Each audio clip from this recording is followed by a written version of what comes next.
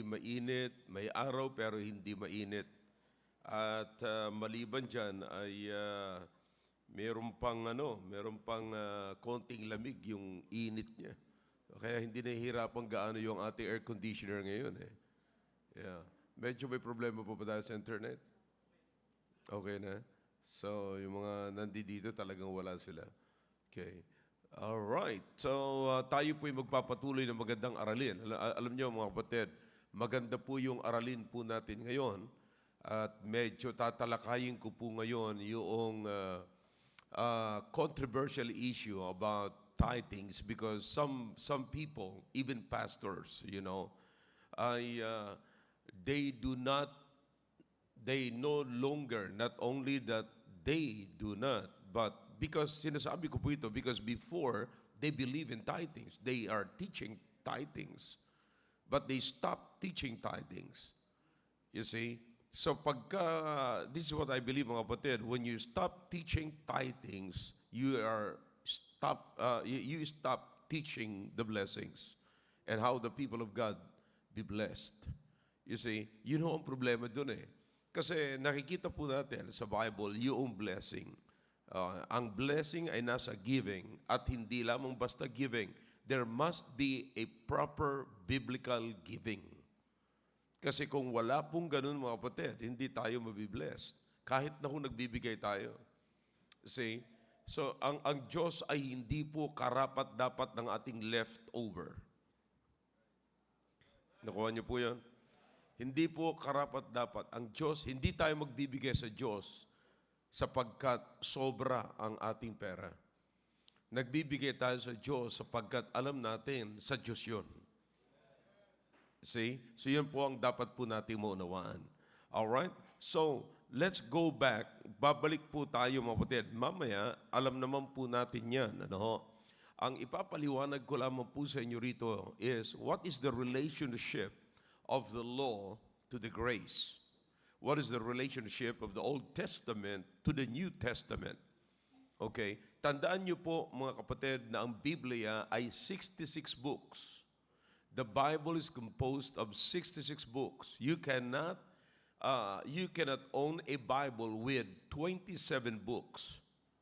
It should be 66. Okay na po ba kayo? Alright. So, alam nyo, sabi ko nga po sa inyo, pag pumunta tayo sa simbahan, tayo po dapat ay merong desire na matuto. Okay?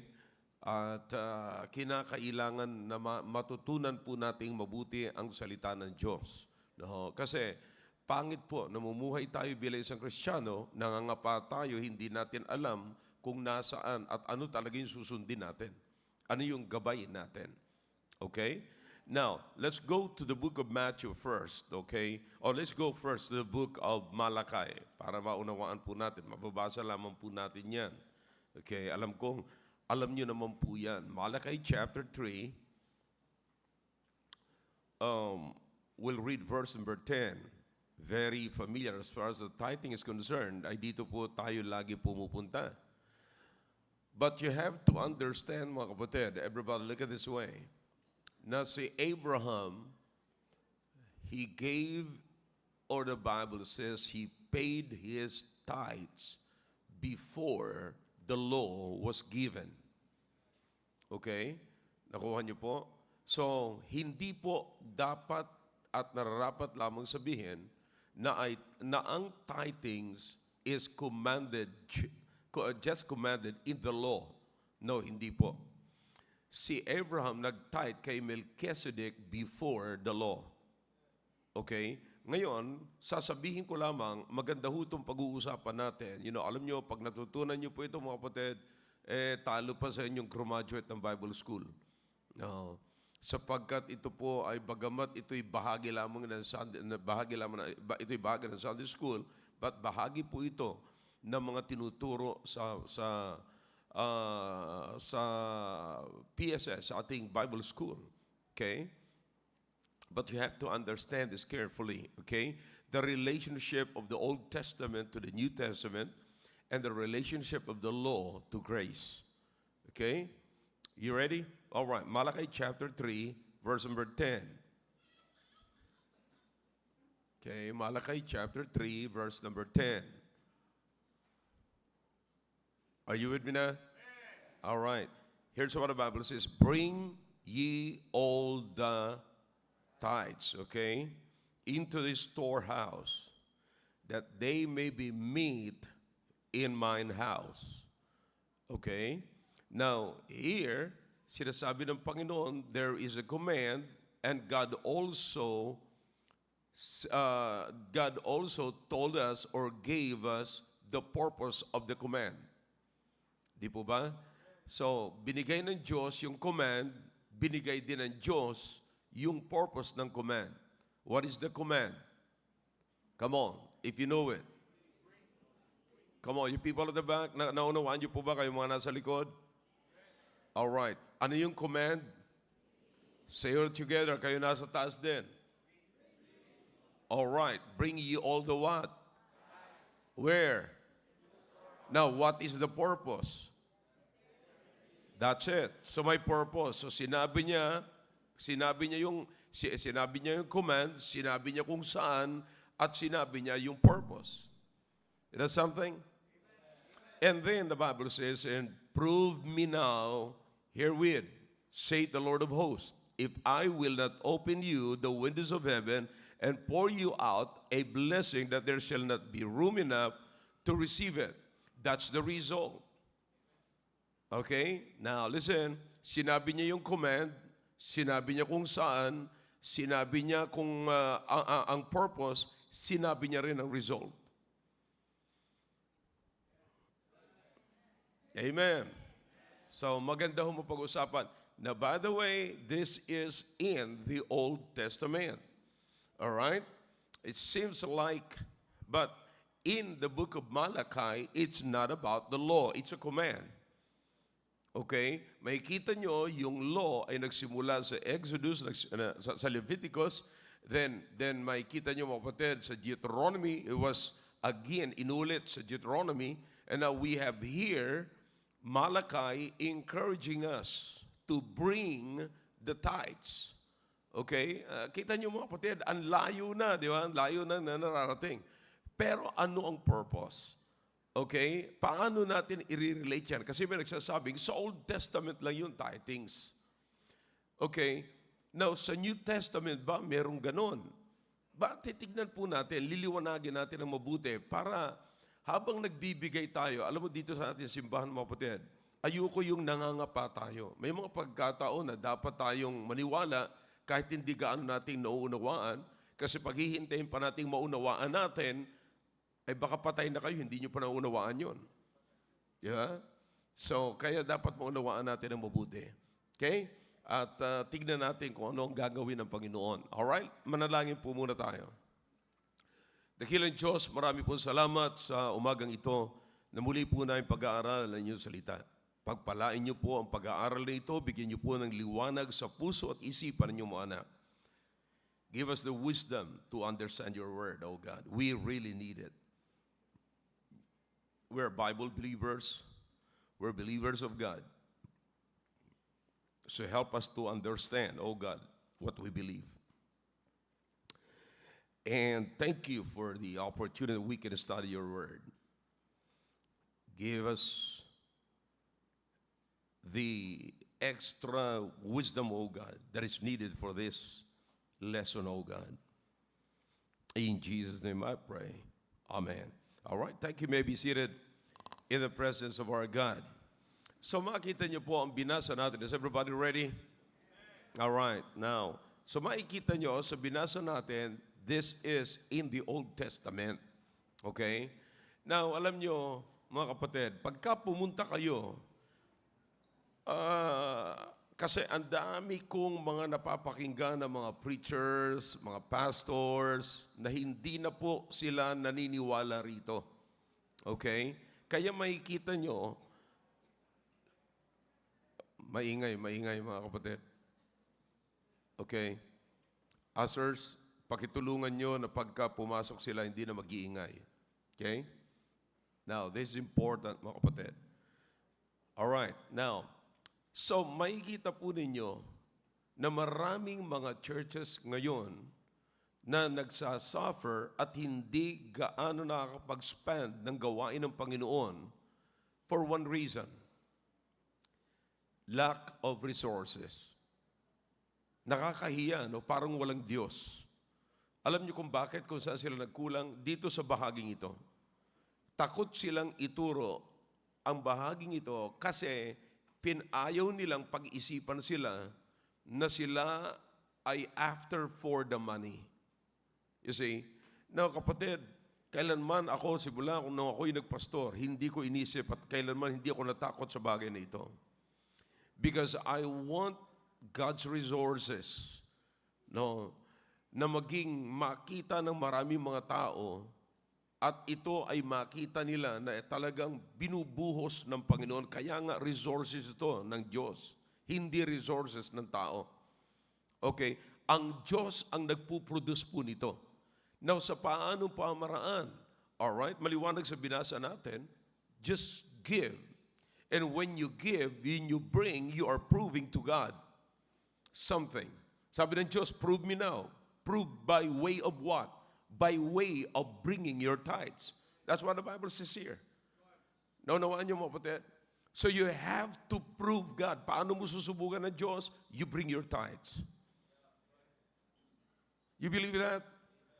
All right. So ngayon, ang sabi ng ibang mga preachers, wala na, sa Old Testament na lang ito.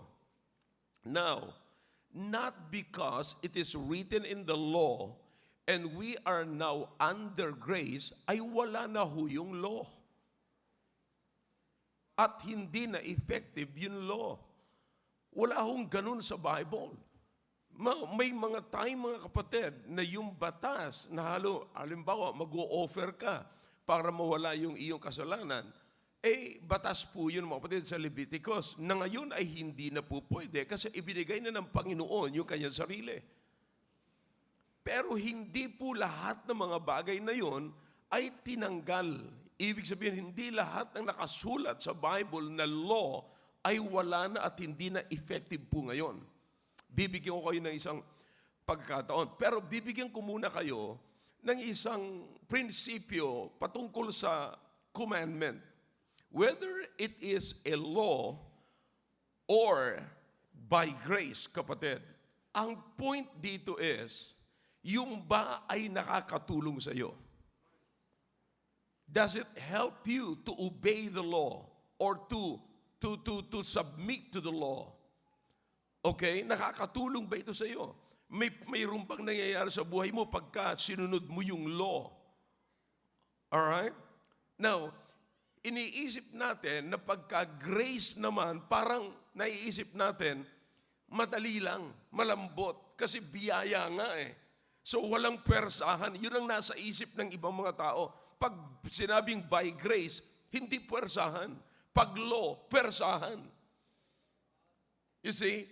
Now, ipapakita ko po sa inyo ngayon, kaya sinasabi ko sa inyo, ang relationship nitong dalawang ito. Mula mismo sa kapahayagan ng Panginoong Jesucristo. Mas maganda ho na mapatunayan natin ito sa liwanag ng salita ng Diyos. Anong relationship ng dalawang ito? Alright? Let's turn our Bibles, please, in the book of Matthew, chapter 5. So we are now reading, we're going to read now the New Testament from the words of the Lord Jesus Christ. This is from the very mouth of the Lord Jesus Christ. Now, if your Bible is good, then it should be in a red letter edition or red letter. Okay? Now, are you with me? All right, let's go to verse number 18. Now, verse number 17 muna para maging maliwanag. Think not that I am come to what? Destroy the law. Okay? Jesus said, I did not come to destroy the law. All right? Or the prophets. Okay? In other words, kapatid, sinasabi ng Panginoon, hindi ko sasabihin, hindi ako naparito para sabihin kung walang kwenta yung ginawa ng mga prophets at sasabihin ko na sila'y sinungaling. No? Now, let's keep going. I am not come to destroy, but to what? Fulfill. So nakita nyo na mismo ang Panginoong Jesucristo, He came to fulfill the law, and I believe He fulfilled. Are you with me? All right, let's learn. Let's learn. All right, verse number 18. For verily I say unto you. All right, are you with me? Till heaven and earth pass, one jot or one tittle shall in no wise pass from the law, till all be fulfilled. All right? So, listen, there is, may mga law, kapatid, na na fulfilled ng Panginoon at tanging Panginoon lamang makaka-fulfill. But in the New Testament, you have to understand that the law is the guide. Guide ho yan, mga kapatid, of the children of Israel. Remember the law, when God gave the law to Moses in Mount Sinai. All right? So there they started. Doon sila nagsimula, mga kapatid, na sundin ang batas ng Diyos na magiging gabay nila habang sila po ay nabubuhay patungo po doon sa promised land. And by doing that, by abiding to the law, yun ang magiging dahilan para maging kakaiba ang kanilang pamumuhay compared doon sa ibang mga hindi Israelites or sa ibang bansa. Nasundan niyo po yan? Okay? So, by following the law, that will be the reason why they will walk and live differently from other nations. Okay? Did you get that? Kapatid, sana masundan niyo po ng mabuti. So, yan ang purpose ng batas kung bakit binigay yung law, mga kapatid. And so, in verse number 19, look at verse number 19. Whosoever therefore shall break one of these least commandments and shall teach men so, he shall be called the least in the kingdom of heaven. But whosoever shall do and teach them, the same shall be called great in the kingdom of heaven. All right? So, makikita natin dito na ang Panginoong Kristo mismo fulfilled niya yung law, mga kapatid. Then, dalawang bagay ang sinabi ng Panginoon sa New Testament when the Lord Jesus Christ was speaking to His disciples. All right? When Jesus fulfilled the law, He completed it by defining the law as internal and external. Okay? Now, let me explain. Sa Old Testament, they are more on external. All right? Pag sinabi external, mga kapatid, susundin nila yung batas na parang makikita talaga sa labas. Makikita. Ibig sabihin, wag kang magpapakita ng ganyan sapagkat labag sa batas yan. Alright? Nakukuha niyo po? So, in other words, mga kapatid, in order to fulfill the law, as far as the Lord Jesus Christ is concerned, one must obey it internally from the heart as well as externally. Okay? Now, so, ang Panginoong Kristo, magbabasa po tayo dito ng 6 o kunti lamang, hindi na 6 kasi short time ng time, mga kapatid. I want you to hear something here kasi gusto ko lamang may paliwanag ito sa inyo ng mabuti. Now, sa chapter, for example, bibigyan ko kayo ng isang example. Sa chapter 5 of the book of Matthew, verse number 21. Look at verse number 21. All right? Ye have heard that it was what? Said by them where? When? Old time, okay? Now, everybody, kapatid, wag kayong mawala ng pag-asa na hindi nyo maintindihan kasi ginagawa ko ang paraan na maunawaan yung mabuti. And this is very important, mga kapatid, sa buhay ng isang Kristiyano. Listen, you cannot be a Christian without understanding the Word of God. Tandaan niyo po yan. Hindi po pwede. Hindi po pwede. Kami dalawa na brother, nag-uusap kami patungkol sa, to fight aging, you have to do the exercise. to fight aging. You see, kahit na nga sinasabi ng iba, kagabi nag-uusap na naman kami nila Brother Noel, Brother Rudy, sabi niya, pambira. Tingnan mo, si Huya, nag-i-exercise pero nagkakasakit. Ako, hindi ako nag-workout pero nagkakasakit din. Huwag na lang mag-exercise. Yeah. So, mga kapatid, no, sabi ko kay Brother Roy, kahit na sabihin ko mag-70 years old ako, hindi ko iiwanan ng bakal. Hindi ko iiwanan ng bakal. Yung kaya ko, kung kutsara lang kaya kong buhatin, okay lang. Basta't I will fight aging. Do you understand? Ang sakit natin, narinig ko po ito sa mga professional, ang sakit natin ay hindi talaga diabetes. Ang sakit natin ay hindi heart attack. Ang sakit natin ay hindi high blood. Hindi.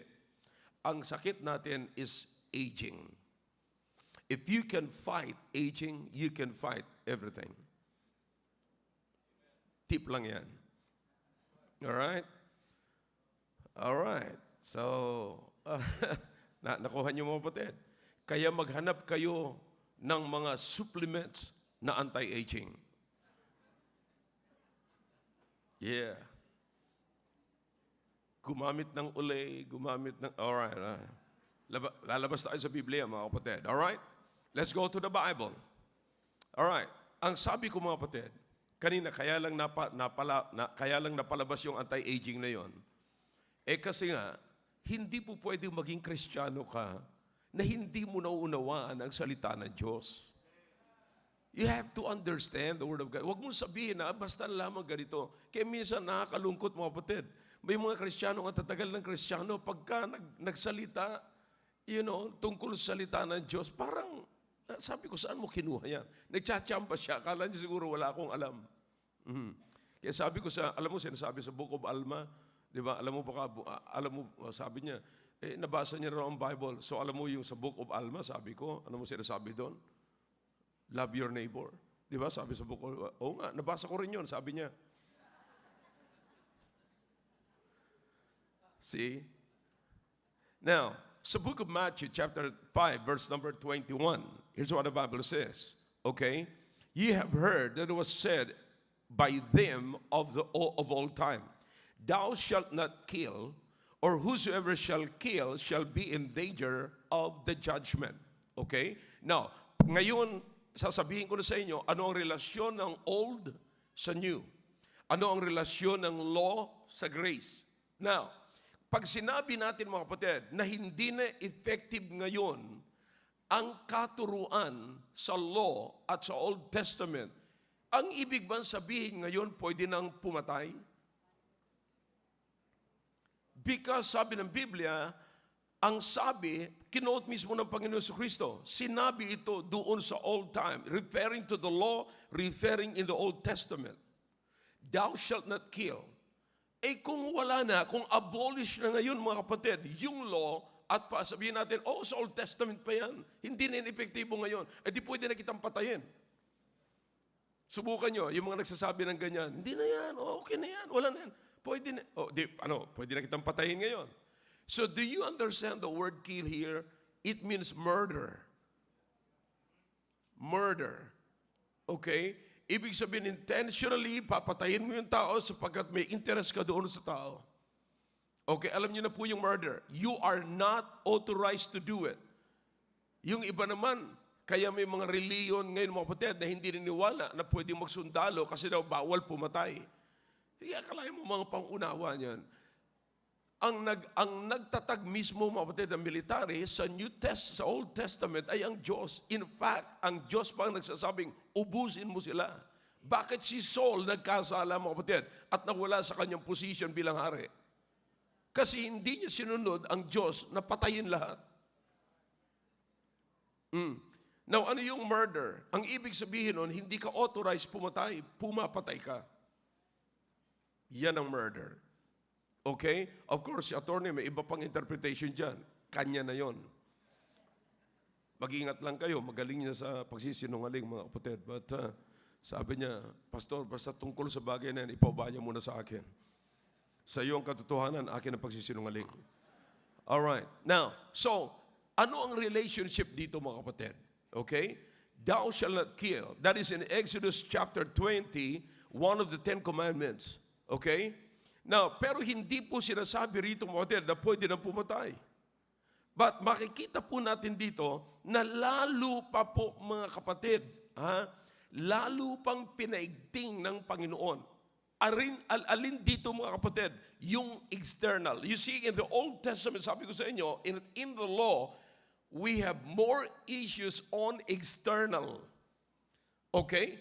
Sa Old Testament, makikita nyo, hanggat hindi ka pumapatay, hindi ka nagkakasalang pagpatay. More on external. Let's go to the New Testament. Anong sabi sa New Testament, mga kapatid? Pagka ikaw ay naggalit, nagkaroon ka ng puot sa iyong kapatid, piritay mo yung kapatid mo.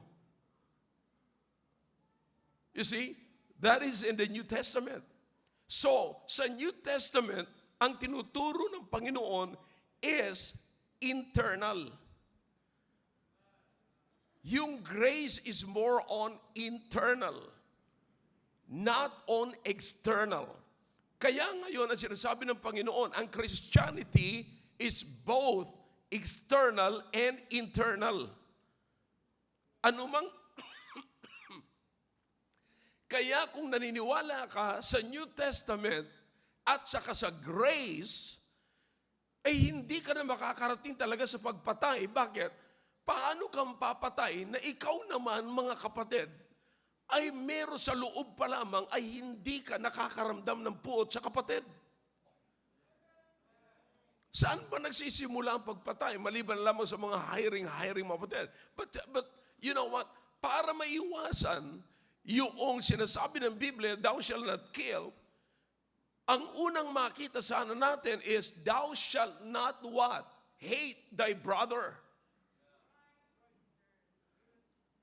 You see, because lahat ng yan is, ang iingatan mo pa lamang yung hate. Huwag kang magagalit. Kasi pag nagalit ka, ay nagkakasala ka na ng pagpatay. Yeah? Nagkakasala ka na ng hindi mo dapat gagawin sa iyong kapatid. You see? Now, kaya nga, makikita niyo yung relationship, mga kapatid. Merong external, merong internal. So, ang gusto mangyari ng Panginoon, what you believe internally, you must show it externally. And what you don't want to happen externally, don't let it happen internally. Come on. Mahirap umunawa ba pagkatulog pa? Yeah. Are you getting the point kayo nandyan? Diyan. See? So yan ang relasyon. Kaya hindi natin pwede sabihin, mga kapatid, na tapos na yung Old Testament. No.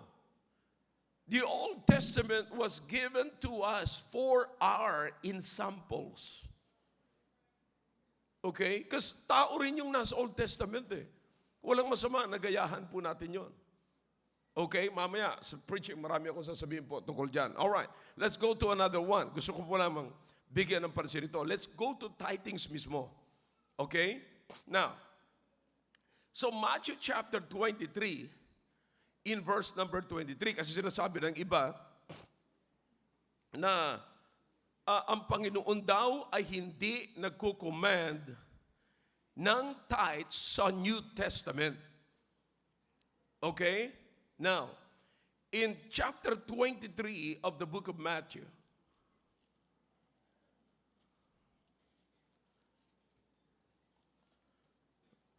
marami pa sana akong bibigyan sa inyo mga example, mga kapatid, pero gusto ko lamang pong ito kasi gusto ko pa kayo makarinig pa ng mga ebidensya.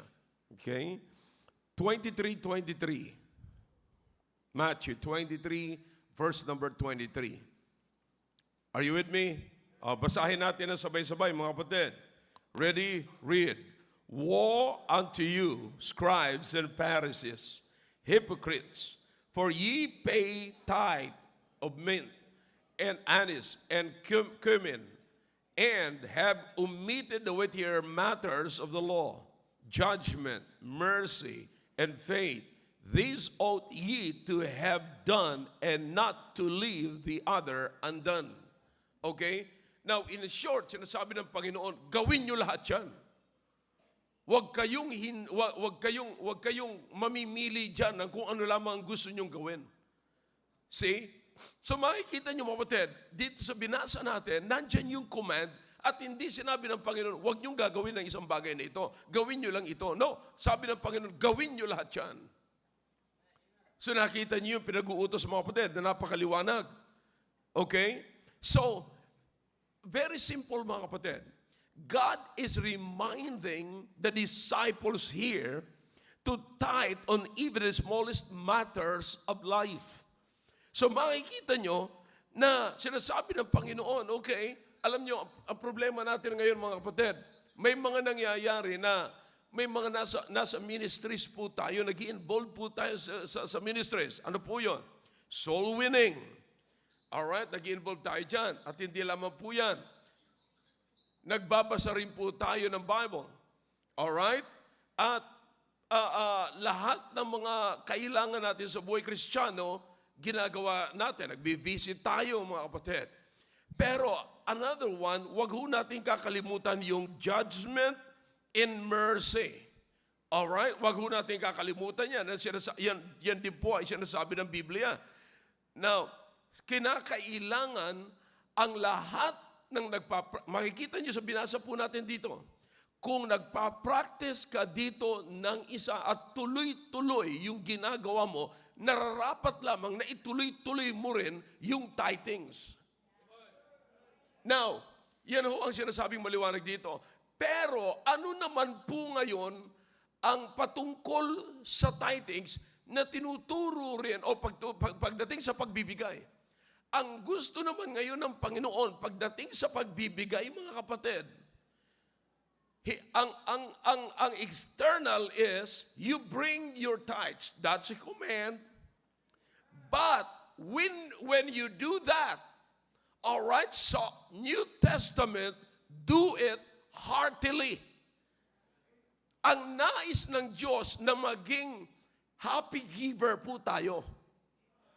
Ang gusto mangyari ng Panginoon, huwag ka lamang magbibigay. Ano man ang ibibigay mo, ibigay mo abundantly. Because the Lord will bless you abundantly. You see, you go to the book of Deuteronomy, mga kapatid, and you will find out na yung mga nagdadala po doon, mga kapatid, ng tithes, nagbabayad ng tithes, sa Panginoon, nagbabalik ng tithes sa Panginoon, they are also blessed abundantly.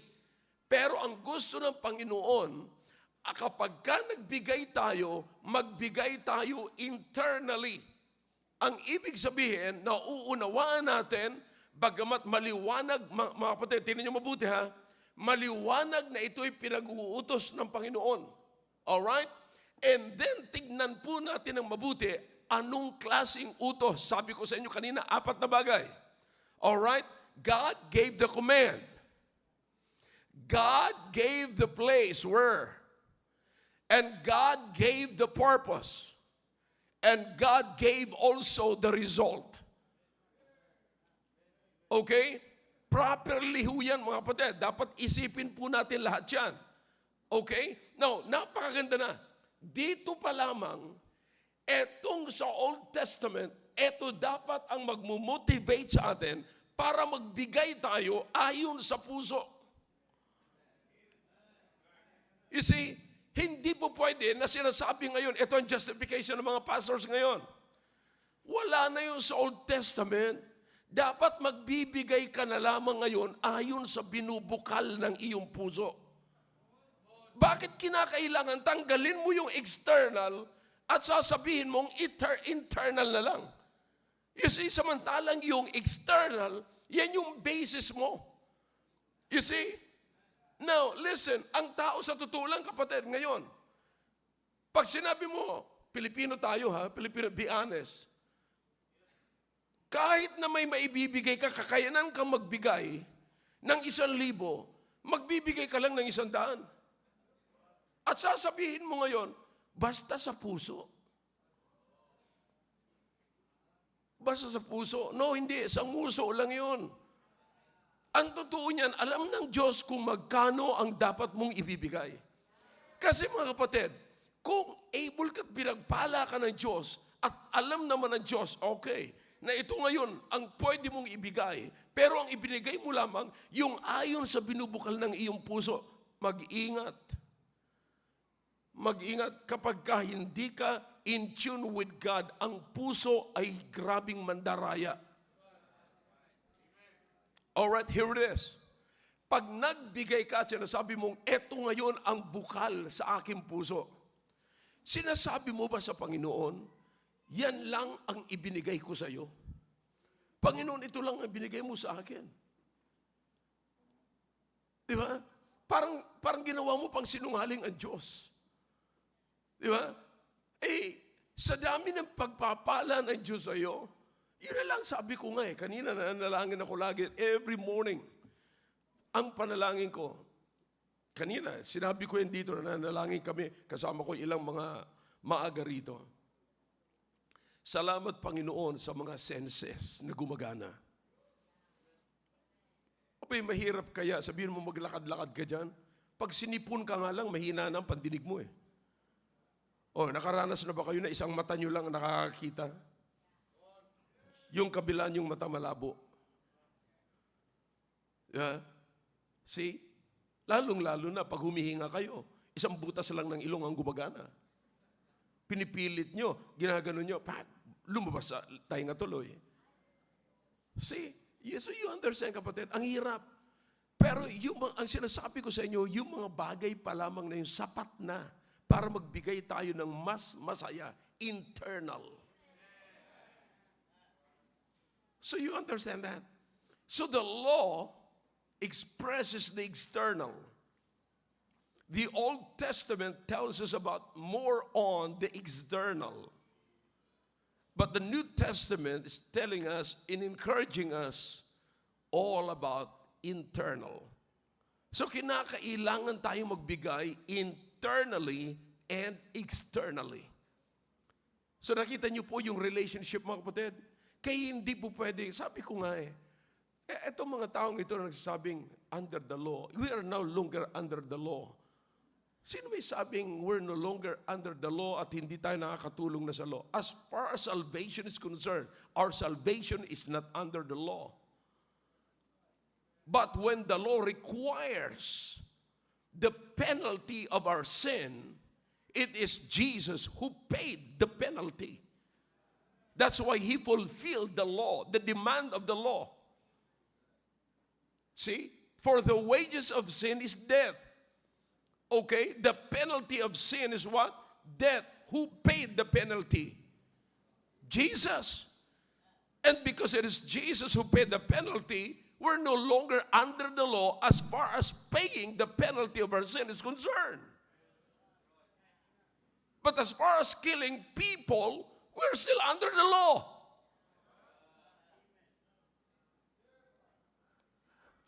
Thou shalt not kill. Ang ibig sabihin ba nito, papatay ka na sapagat wala ka na sa law? No. In fact, pinatibay pa ng Panginoon. Sabi ng Panginoon, para hindi ka na makapatay, huwag ka na magalit. Di po ba? Di ba karamihang road rage? Di ba? Ay talagang rage nga. Nakakapatay, nagkakapatayan. Yung road rage na yan. Akin ang lisensya mo. Akin na. Di ba? So yung mga bagay na yun, mga kapatid, ay kinakailangan maunawaan po natin. Naunawaan niyo po ba na hindi na po, kapatid, hindi nararapat na sasabihin natin na hindi tayo magbibigay ng tithe sapagkat by grace na tayo. Hindi na under the law. Maliho yun. Walang ganun sa Biblia. Hindi po yan tinuturo. Na maging maliwanag ngayon, sinabi ko po sa inyo, maging ang Panginoong Kristo ay tinuturo yan. Okay? So, ano ngayon ang relationship ng Old Testament sa New Testament? The Old Testament and the law is more on external. Inuulit ko po. Sa Old Testament, nakalagay, thou shalt not kill. Hanggat hindi ka nakakapatay, hindi ka nagkakasala ng murder. Okay? Sa New Testament, magalit ka pa lamang. Nakikita ba sa labas yung galit? Hindi. Hindi mo makikita. Kasi may mga galit. Lalo-lalo na pagka Ilonggo. Papatayin kita. So, pagka nagsalita yung ganun, kala mo, mga kapatid, ang bait-bait pa, yung pala papatayin ka na. Putulan man kita ng liig dyan, ha? So, you understand what I'm saying, mga kapatid? Sa loob yun. So, ang sabi ng Panginoon, para hindi ka na makapatay, huwag ka na rin magtago ng galit. Sapat sa paggalit mo pa lamang, nagkakasala ka na ng pagpapatay. Di ba napakaganda? Napakagandang combination, mga kapatid. Hindi mo dapat itabi ang isa at tangkilikin mo lamang yung isa. Same thing pagdating sa pagbibigay. God wants us to be a happy giver. Not grudgingly, not of necessity. Because what? God loveth what? Cheerful giver. God wants us to give cheerfully. Alright? That's the relationship. Maliwanag po, mga kapatid? Sana naunawaan po natin. Wala namang gaanong mahirap dito eh. No? Ngayon, nais ko pong tawagan dito si Brother Willie at para bigyan lamang po tayo ng additional na kaalaman o challenge mga kapatid sapagkat pagdating sa pagbibigay. Ano po? At alam nyo, kanina kinakausap ko si Brother Willie, sabi ko baka nakalimutan mo na yung sinabi. Siguro naisip ni Brother Willie, si Pastor, naalala pa yung napakatagal ng sinabi ko rito. No? Alright, go ahead, Brother Willie. Magandang umaga po sa ating lahat. Ako po si Brother Willie. At alam nyo, napakabuti ng Panginoon dahil kung wala po tayong simbahan na walang takot na nagtuturo about tithes and offering, mga giving, ay hindi po natin ipupursige na magbigay. Dahil wala po tayong kaalaman. And I praise God dahil po dito sa church na ito ay natutunan po natin ang patungkol po sa giving. Yung tamang pagbibigay. Dahil sa buhay natin, sa lahat ng bagay, sa aspeto ng buhay natin, kapag hindi natin nagawa ng tama, ay tuloy-tuloy po yan. That's right. Tuloy-tuloy po yan. Kaya nagpapasalamat ako sa Panginoon dahil dito sa simbahan, wala pong hesitation, wala pong takot na itinuturo ang pagbibigay. At alam po natin yung magiging consequences kung hindi po tayo magbigay dahil yun po yung bagay na dapat maunawaan natin. But first of all, sa aking buhay ay ito po ay nagsimula sa of course kaligtasan. Importanteng bagay yung dumaan ka sa tama. Amen. So maraming tao ang nagbibigay. Maraming tao ang tumutulong lalong-lalo na sa mga mahihirap kasi yun ang concept nila ng kabutihan. But karapat-dapat na magsimula tayo sa kaligtasan. Dapat maligtas mo tayo. Dapat tanggapin mo natin si Kristo bilang Panginoon at sariling tagapagligtas.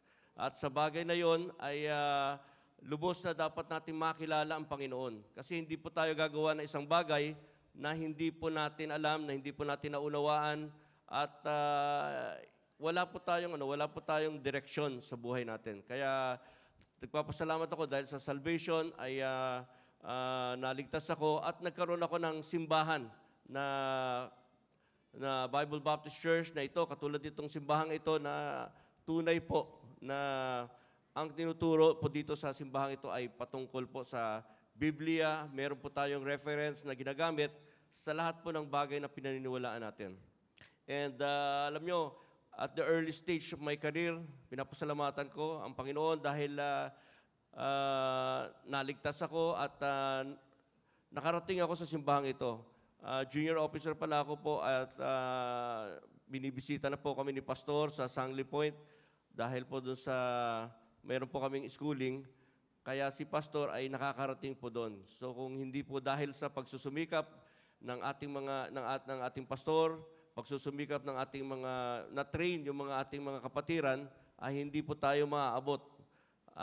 Hindi ko po ina-expect na mapuntahan po kami ni Pastor dahil hindi ko naman po siya kilala eh. At doon pa lang po kami nag-meet nung binibisita niya po kami sa Sangley Point. Kaya doon po nagsimula ang lahat. naka-attend po ako dito sa simbahan at narinig ko po yung mga bagay na patungkol po sa tithes and offering. Kaya at habang nakaka-attend po ako dito sa simbahang ito ay lalo ko pong nauunawaan. Lalo ko pong nakikita yung biyaya ng Panginoon sa aking buhay. At alam niyo kung pinag-uusapan lamang yung pera, alam niyo napakahirap ng buhay talaga. Mula nung junior officer ako, natuto ko ang pinakaunang natutunan ko yung mag-loan, hindi mag-savings. Wala po akong kaalam-alam dyan. Napakaliit na ng sweldo, pero nangarap tayo magkaroon ng isang bagay na actually hindi naman natin needs, but wants natin, yung mga bagay na gusto na natin. Pero habang tumatagal ako sa simbahang ito, lalo kong nakikilala ang Panginoon, lalo kong nauunawaan sa pamagitan ng salita ng Diyos, lalo kong nagtitiwala sa Panginoon. Hindi po biglaan to eh. Hindi po biglaan na mananatili ka dito, natitibay ka. Kundi habang tumatagal, habang uma-attend ka dito sa church na ito, ay lalo ko pong nauunawaan kung ano po yung mensahe ng Panginoon sa akin. Amen. Kaya nagpapasalamat ako sa ating pastor dahil siya yung nagpapaliwanag. Hindi ko po mauunawaan ang mga bagay na nasa Biblia kung wala po yung pastor na nagpapaliwanag sa atin. Importanteng bagay yan. Kaya yung men of God dapat natin pasalamatan. Dahil kundi dahil sa Kanya, hindi natin nauunawaan kung ano yung gagawin natin, ano yung ipamumuhay natin bilang single. Kasi nagsimula ako nung binata ako dito, dumating ako dito, binata pa lang ako. Kaya bilang individual, natutunan kong maging maayos sa buhay dahil merong gabay ang salita ng Diyos. At ito po yung naririnig natin dito sa simbahang ito. Kaya kung binata kayo, kung bago pa lang kayo, ay dapat wag po kayong bibitaw dito sa simbahang ito. At dahil po doon ay naidala ko rin po dito yung aking high school sweetheart. Siya po yung high school, ako po yung ensign.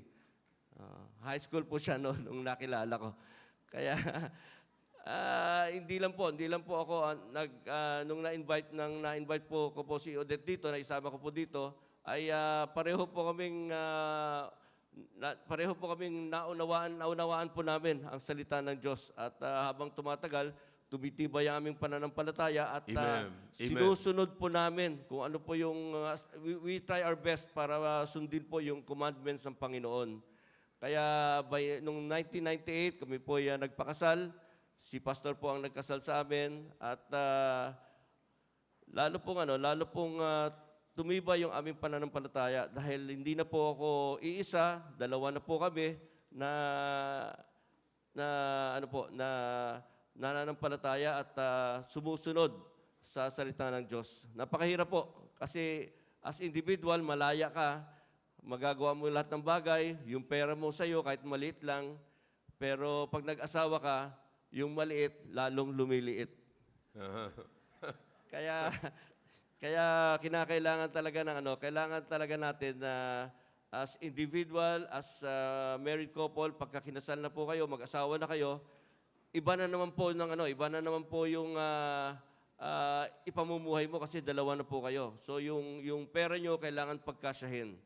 Yung wife ko po, dahil po sa tinuturo dito sa simbahang ito, ay tunay po na sinunod ko po yung tinuturo ng church, yung pagtitiwala natin sa Panginoon. Amen. Amen. Kaya po nung nagpakasal po kami, nagdesisyon po kami na hindi na po siya magtatrabaho. Mula po nung kinasal kami, hindi na po siya nagtatrabaho. Ang trabaho niya po ay asikasuhin ako. Wow. Kaya yun po yung magandang bagay dito sa simbahan. Kahit na alam natin na mahirap, pero habang tumatagal ay talagang nagiging masaya yung pagsasama. Through thick and thin. Kasi doon po natin matututunan sa kaunting halaga ng pera na pagkakasyahin nyo, talagang dadaan kayo sa butas ng karayom. Pero ang pinakamaganda doon, pag na-survive nyo yung mga bagay na yan, Amen. meron kayong matibay na pagsasama. Kaya nung after ng wedding, na-assign na po ako sa Zambales at napakalayo po ng Zambales mula po sa Manila. Pero pinagtsatsagaan po namin na makarating po ng simbahan kasi mga bago pa lang kaming mananampalataya. Kailangan po namin ng salita ng Diyos na hindi po namin matatagpuan po sa Zambales. Matatagpuan lang po namin dito sa Christian Bible Baptist Church, CSI. Amen. Kaya nagtiyaga po kami, maliit po ang sweldo namin, wala po kaming sasakyan. Nagbabas po kami from Zambales, papuntang Manila, every Sunday. At pagkatapos po noon, uuwi po kami ng madaling araw para makarating po kami ng Zambales ng Monday. Ganun po ganun po kahirap ang aming ginagawa noon. Wala po kaming sasakyan at limited din po yung fund namin kasi maliit lang po ang sweldo. Napakaliit po ang sweldo ng isang junior officer nung araw. Ewan ko lang po ngayon. Ngayon po medyo malaki na. Pero nung araw po, ang natatandaan ko, 5,000 lang po yung sweldo namin. Hindi na, 50 na ngayon, sabi ni Sam. Opo. Kaya nga po. Ang maganda dito, ang magandang bagay dito, habang nananatili kami sa simbahan, kahit malayo yung lugar namin, ay talagang nakikita namin yung kamay ng Panginoon sa buhay namin. Nakaka-survive naman kami, nakakasumasakay kami ng bus, and minsan nakikita namin yung mga katabi namin kumakain ng lugaw at sinasayang lang nila. Hinayang na hinayang kami dalawa ni Odette kasi sabi ko, masarap kainin yun . Limited lang po yung pera namin, kaya isang lugaw lang po ay naghahati na po kami. Pero masaya po kami noon kasi exciting po dahil nasa bus po, tutulog ka lang, wala pong nagdadrive. Kaya That's right. makikita nyo po, tunay po. Kaya nga po sa Bible, prove me. Sa buhay po namin ni Odette, na-prove po namin talaga na napakabuti ng Panginoon. That's it. At habang nagsasama kami, habang nananatili kami dito sa simbahan, ay pinagpala kami ng isang anak, si Lisel. At doon naman po, na-divide yung 5,000 pesos na sweldo. Hinati-hati pa po yun kasi nadagdagan pa po kami ng anak. Pero sa biyaya ng Panginoon, kinaya pa rin kasi nandiyan po yung Panginoon nagsusupport sa atin . Hindi po kami, ang magandang bagay dito, kahit na maliit po yung sweldo mo, kung pinag-iingatan ka ng Panginoon, hindi ka binibigyan ng sakit, pinoprotektahan ka, ay talagang malaking bagay yung pera na natatanggap namin. Nagkaroon pa po kami ng anak, yung bagay yung na-desisyonan ko po na hindi na po siya magtrabaho, malaking blessing po sa akin yun. Wow. Dahil yung anak ko po, naalagaan niya. Amen. Hindi po ako nagwo-worry kung magkasakit po hindi po ako nagwo-worry na yung patungkol po sa anak ko dahil nandiyan po yung asawa ko para mag-alaga sa kanya. At alam nyo, dahil sa blessing ng salita ng Diyos ay unti-unti po namin talagang minahal ang Panginoon. Dahan-dahan lang po kasi hindi po naman talaga ang ang trust po natin, hindi po biglaan . Minsan marami po sa atin na pabigla-bigla na gustong-gusto na po mag-full-time, gustong-gusto na po talagang maglingkod, pero after 1 month, wala na po. Pero po sa amin, hanggang ngayon po, very slowly ay unti-unti po kaming nai-in love sa Panginoon dahil sa ginagawa niya sa buhay namin. At hindi lang po, isa yung aming supling, nagkaroon pa po kami ng 2 pang anak, ay kinaya naman po. Habang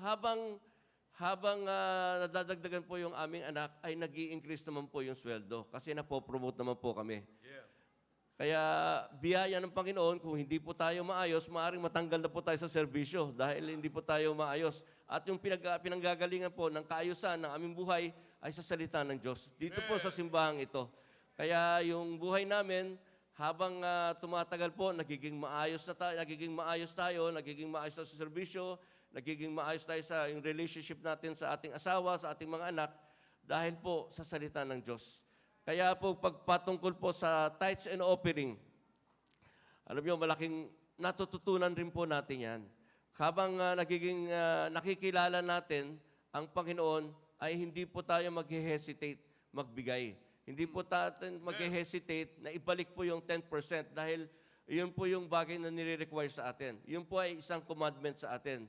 Kaya tithes, tapos yung offering, yung giving natin ay hindi po tayo dapat mag-hesitate or mag-dalawang isip dahil po, iyon po yung nararapat. Command po sa atin yun. Kapag kinumand sa atin ng Panginoon, sundin lang po natin. Although minsan nagpe-fail tayo, pero pinakamaganda doon, sunod lang tayo ng sunod. At dumating na po ako sa point na, actually, 27 years na po ako sa church na ito. At sa 27 years na po yun, hindi ko po namalayan na umabot po ako ng 27 years. And sa 27 years na yun, kasama na rin po yung aking retirement. Nag-retire po ako nung 26 March. At alam nyo, hindi ko po problema yung tirahan mula nung nag-asawa po kami ni Sister Odette. Hindi ko po, wala po akong naging problema sa tirahan. Talagang malaking blessing po talaga. Kaya yung kahit na maliit ang sweldo namin, meron kaming maayos na malusog na mga anak. Meron kaming Sobrang tirahan. lusog talaga.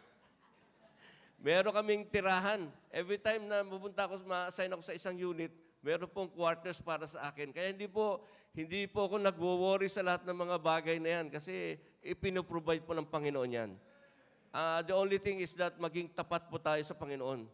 Dahil ang Panginoon, tunay na tapat sa atin.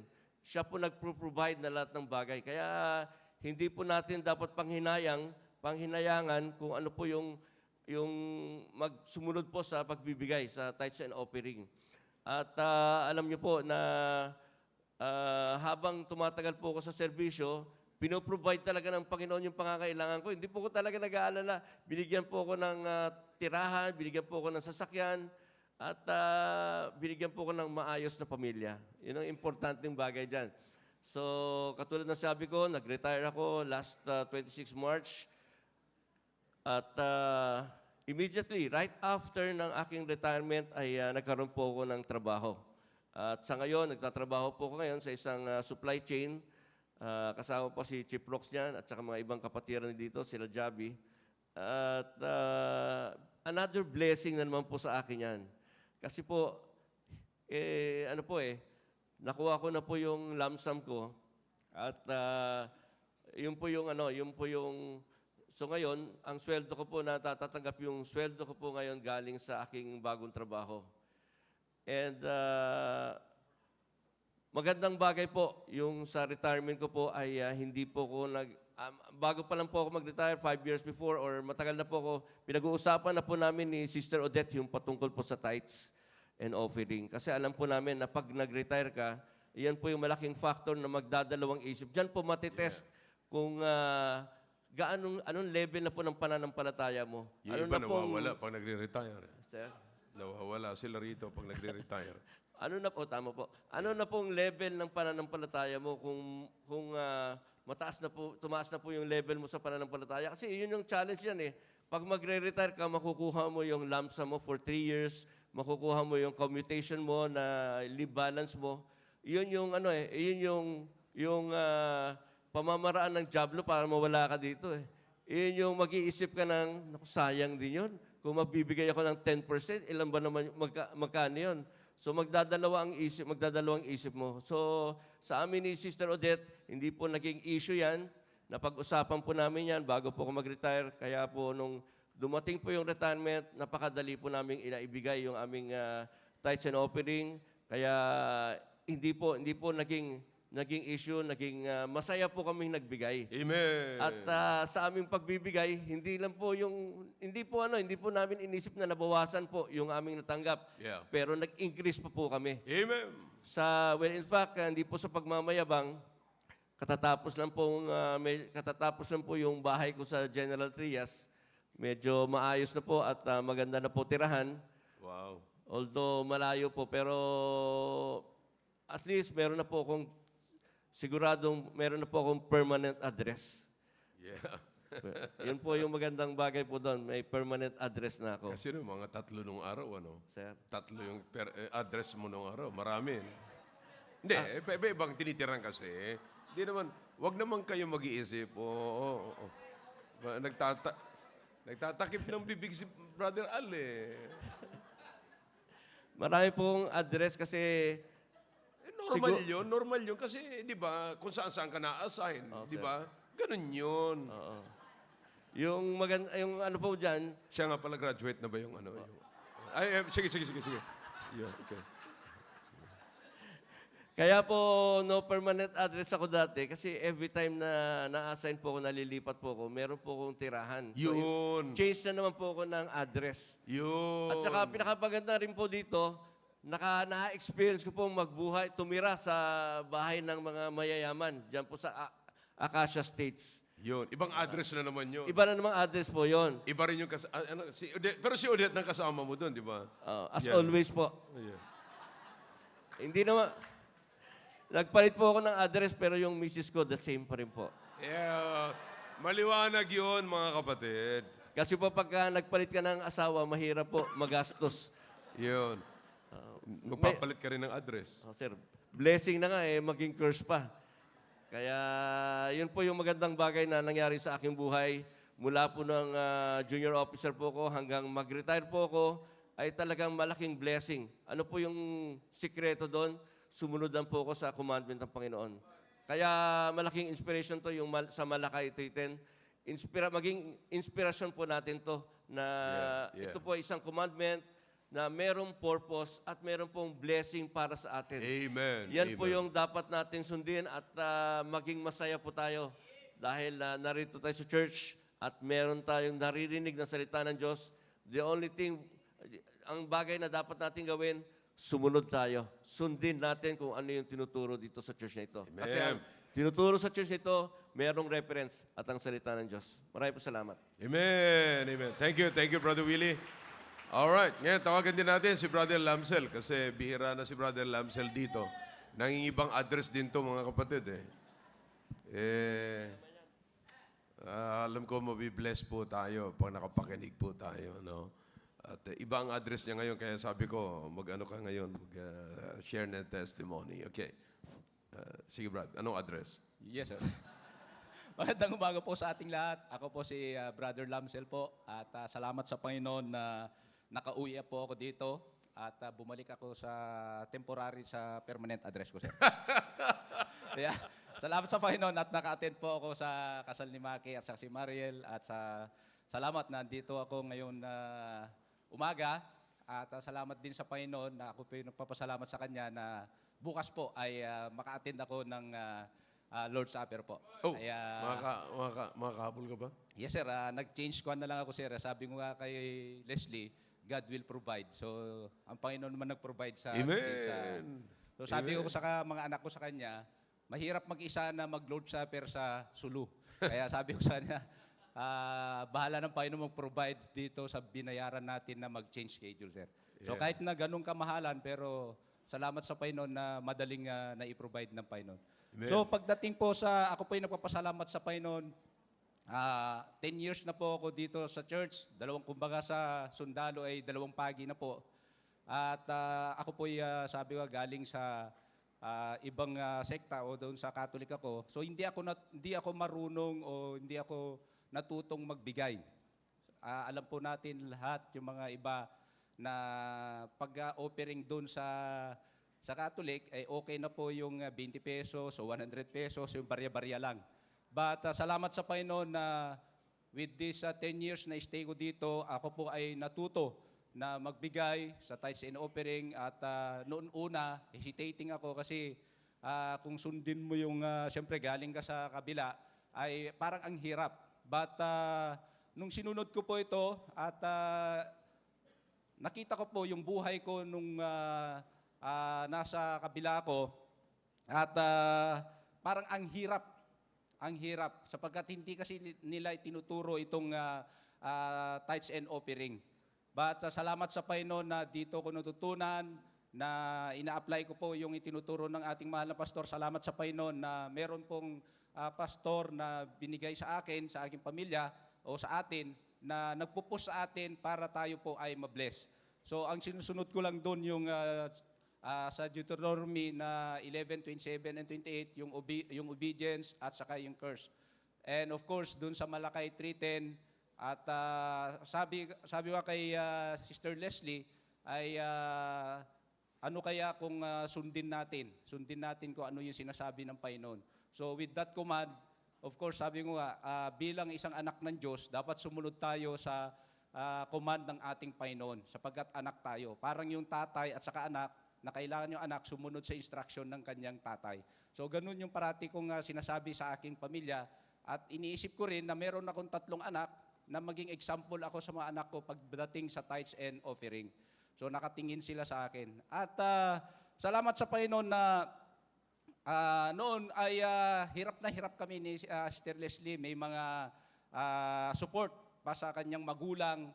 Of course, sa sweldo ko, support sa magulang. Parang wala man lang, wala kaming naiipon, nagkukulang pa. At umuutang pa kami sa aking mga kapatid, sa kung sino-sino. At sabi nga ni Sir Willie, kaming mga marami sa mga sundalo ngayon ang dual citizen. Bakit dual citizen? Minsan nakatira sa London. Kaya kaya sabi ko taga London at saka taga Pilipinas, kaya dual citizen. Kaya tama po sabi ni Sir Willie, mostly mga sundalo ay puro loan.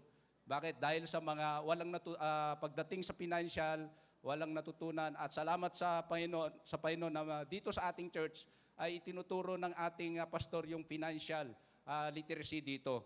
At upang tayo po ay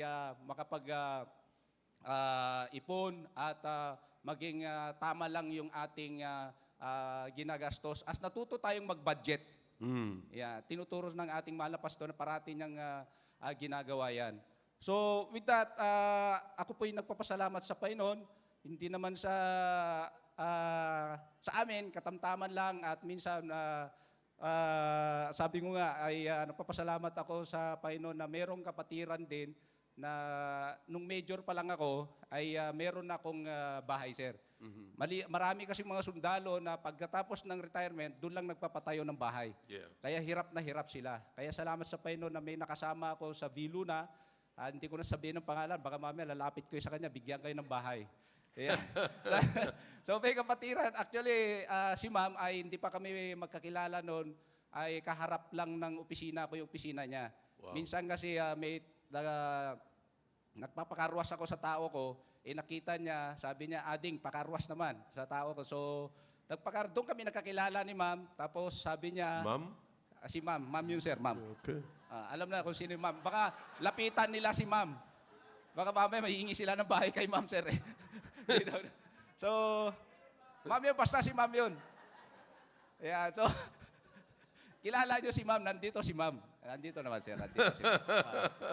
Nandito si ma'am, okay. So, with that, sinabihan niya ko na kung gusto ko daw merong ino-offer, kasi actually naloko ako dito sa Apobay. Nung nasa Sulu ako, first assignment ko, second lieutenant ako, may nag-offer na merong reservation, sir ba, yung 7,000. Second lieutenant ako, yung 7,000 nun, isang buwan na sweldo na yun eh. So with that, parang ayaw ko na yung mga ganyan na may mga reservation. But subukan mo, sabi ni ma'am. Tapos sinubukan ko nga, nagkatotoo nga sinabi niya, baptist nga si ma'am. Mabuti na baptist si ma'am, kaya nagkatotoo. Kasi kung hindi baptist si ma'am, baka mamaya naloko na naman ako. Kaya salamat sa Panginoon na ginamit siya, sir, na sabi ko nga, with that, the blessing, tuloy-tuloy yung blessing, at naging maayos yung buhay namin kahit walang support sa magulang ni Sister Leslie noon. Dati kasi sinusuportahan kami, sir. May mga support noon. At ngayon, nung nagsimula ng sumunod kami sa tithes and offering, ay nakaka-savings kami. May mga savings kami. At isa pa, salamat sa Panginoon na si Sister Leslie kasi hindi nasanay yan na maglayo kami. At parati kaming magkasama yan. At hindi ako napapalayo pa, masimula nung mag-asawa kami, hindi ako napapalayo sa kanya. But this year, at 2023, napalayo ako sa kanya, na-assign ako sa Zamboanga at Sulu. So, si Sister Leslie kasi nagtatrabaho yan eh. So, iniisip niya, siyempre mawalan siya ng trabaho, magkaroon ng kakulangan sa aming, of course, sa financial, sir. Pangailangan. Pangailangan. So, sabi ko, sige lang, kako sa kanya, God will provide. Sabi ko sa kanya, hinto ka na kasi malayo na ako. Walang mag-alaga o walang mag-supervise o mag-alaga sa mga anak natin. So ano naman gawin mo sa pera kung mga anak naman natin, mapabayaan That's natin, right. papasok That's ka, puro problema, hindi ako makapagtrabaho na maayos. So maging hindi ako magtrabaho na maayos doon sa sulo o sa aking trabaho kako sa kanya. But thank God, wala sa isip ko kasi na ma-assign sa Mindanao kasi second lieutenant pa lang ako, na-assign na ako sa Mindanao. So, ibig sabihin, sa Visayas or Luzon lang dapat ako ma-assign. But thank God na doon niya ako in-assign sa Sulu at hindi ko makakalain na may hazardous duty pay doon. Mas malaki pala yung hazardous duty pay doon sa sweldo niya. Oh. Kaya sabi ko, Wow. napakapalat na Panginoon na pinalitan ng Panginoon yung sweldo niya, sir. Yeah. So, sabi ko, talagang... Okay pa rin talaga si ma'am. Sir? Okay pa rin talaga Okay, si sir. ma'am. At least, ang sa akin doon, blessing sa Panginoon na hindi ko in-expect na mayroong hazardous duty pay doon at hindi Wow. ako ma-assign doon. But God, Mas malaki pa. mas malaki pa sa sweldo niya, sir. Wow. Kaya sabi ko, kaya si ma'am ngayon, Sister Leslie ngayon, nakatutok sa mga anak namin at of course, hatid sundo sa mga bata, magturo sa mga bata at nag-enjoy dito sa church. Yeah, amen. So, At dinadalaw ka rin. dinadalaw siya. Yeah. At nakakapasyal sa Sulu, alam niya kung ano yung trabaho doon. At salamat sa Panginoon na nakakauwi din ako, sir. Parang parang nagbabakasyon lang ako sa Sulu. Yeah. So yun ang kagandahan ng binigay ng Panginoon na i-prove mo lang yung tithes and offering, hindi ka Amen. talagang magka-problema financially. At of course, sabi nga ni Sir Willie, sundin lang yung Malakay 3:10 at wag nyo isipin yung parang ang hirap magbigay pero once kasi na sinunod mo ito, parang napakadali na magbigay. Yung magiging ang effect nito kung sinusunod mo ang pagbibigay sa Panginoon, ang pagbibigay mo din sa mga kapatiran mo, parang napakadali. Yeah. So, yun ang magiging resulta nun. Kasi kung hirap ka magbigay, ay sigurado yan, parang hirap ka rin magbigay sa mga kapatiran o sa mahirap ka magpalabas. Kaya pag sinunod mo yung Malakay 3:10, yung tithes and offering, ay sigurado yan na magkakaroon din ng bunga yan na parang napakadali na magbigay sa iba. Amen. Yun yung Yeah. That's natutunan, right. sir. That's Kaya, right. That's it. Maganda yun. Yes, sir. Kaya maraming salamat sa Panginoon, sir. Thank you, Amen. God, sir, for pushing us. Yeah. Yung itong tithes and offering na gusto mo kaming ma-bless. Amen. Yun ang kagandahan noon na pinupush tayo. Huwag tayong masaktan kung sakaling sinasabi dito sa pulpito yung tithes and offering sapagkat gusto ng ating mahal na pastor na tayo po ay ma-bless at gusto niya na maging maayos po ang buhay natin, lalo yung mga anak natin, yung future ng mga anak natin. Kaya sir, thank you very much, sir. Amen. At naging maayos ang buhay namin dahil dito sa tithes and offering nito Yeah. po, sir. Amen. Po, sir. Thank you, Amen. sir. Thank you, bro. Honestly, mga kapatid, lahat po na nagte-testimony rito ay hindi lamang, ako personally, ay talagang napapasama sa pagpapala po nila. Ako po, totoo, sinasabi ko sa inyo, I'm not praying to God to bless me. I'm praying to God to bless you. Sapat kung kayo pagpapalain ng Panginoon, sigurado ko marami rin pagpapala sa akin. Oh. Garantisado ko po yan, mga kapatid. Sapat lahat na nagte-testimonies dito na sila pinagpapala ng Panginoon. Ako po'y nadadamay eh. Oh.